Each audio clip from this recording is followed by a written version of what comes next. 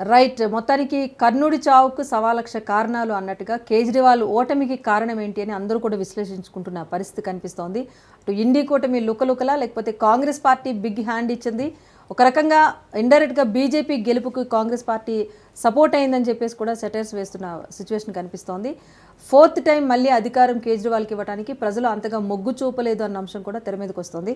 So మొదటి నుంచి ఉన్నారు బండారు రామ్మోహన్ గారు, మళ్ళీ జాయిన్ అయ్యారు. రామ్మోహన్ గారు చెప్పండి. సో ఫస్ట్ డిబేట్లో పార్టిసిపేట్ చేశారు, మళ్ళీ ఇప్పుడు చెప్తున్నారు. ఫైనల్ రిజల్ట్ వచ్చేసరికి ఏమనిపిస్తోంది? ఓటింగ్ పర్సంటేజ్ అయితే పెద్దగా వేరియేషన్ లేదు, ఏం చెప్తారు? రాజేశ్వర్ గారు, మీకు అట్లాగే దేవప్రసాద్ గారికి మన రాజనీతి ప్రేక్షకుల నమస్కారం. మీరు అన్నదే, నేను అదే దానికి స్టిక్ అని పార్టీ 30 ఇప్పటికీ ఇప్పుడు ఇవాళ పండుగ కాదంటున్నాను.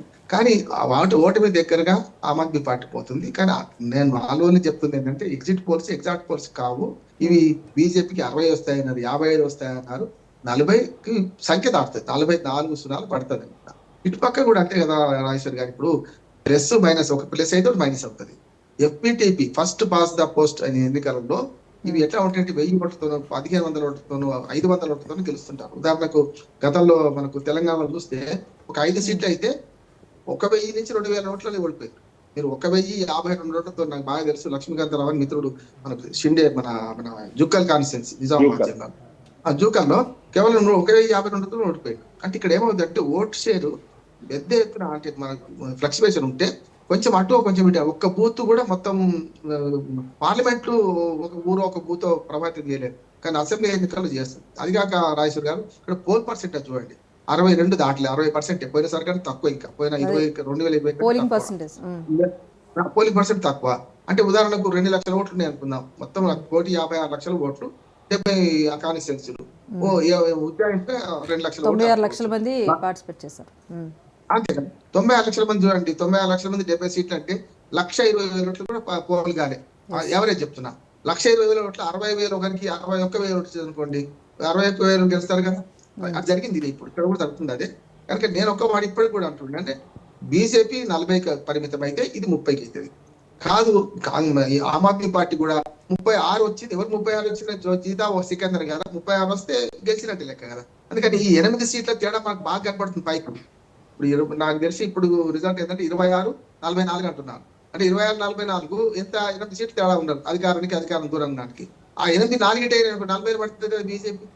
అందుకనే ఇంకా ఇప్పటికి కూడా ఇంకా 4 రౌండ్లు ఉన్నట్టున్నాయి. 9వ రౌండ్ కూడా ఇంకా పూర్తిగా అనేది. అది మనకు అఫీషియల్ గా లెక్క అయితే ఇప్పటికి కూడా 46 సీట్లలో గెలిచింది ఎక్కడ లేదు. 3 సీట్లు BJP, 1 seat Aam Aadmi party గెలిచింది.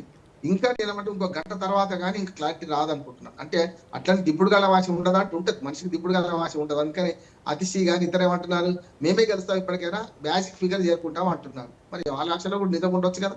అందుకని ఇక్కడ జరిగింది ఏంటంటే కాంగ్రెస్ పార్టీ మీద నా ఆరోపణ ఏంటంటే వాళ్ళు గెలవలేదు, వాళ్ళు గెలవరు, ఇంకొకరు గెలవలేదు అని ఆరోపిస్తున్నారు. ఏది ఒమర్ అబ్దుల్లా మాటకు నేను సమర్థిస్తున్నాను. ఎక్కడైతే బీజేపీ వర్సెస్ కాంగ్రెస్ ఉందో కాంగ్రెస్ ఓడిస్తుంది బీజేపీ.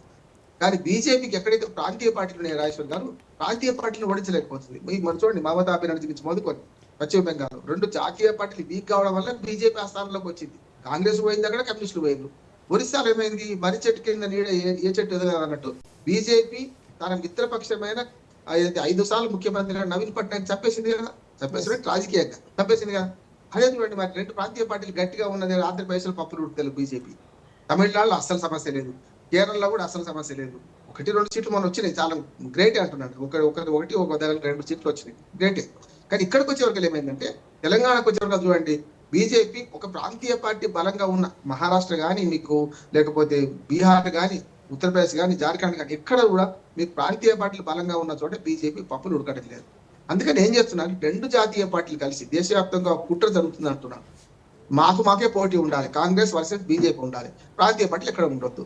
అంటే ప్రాంతీయ పార్టీలు ఇద్దరు కలిసి ఏదో వర్క్ చంపేస్తారు జరుగుతుంది.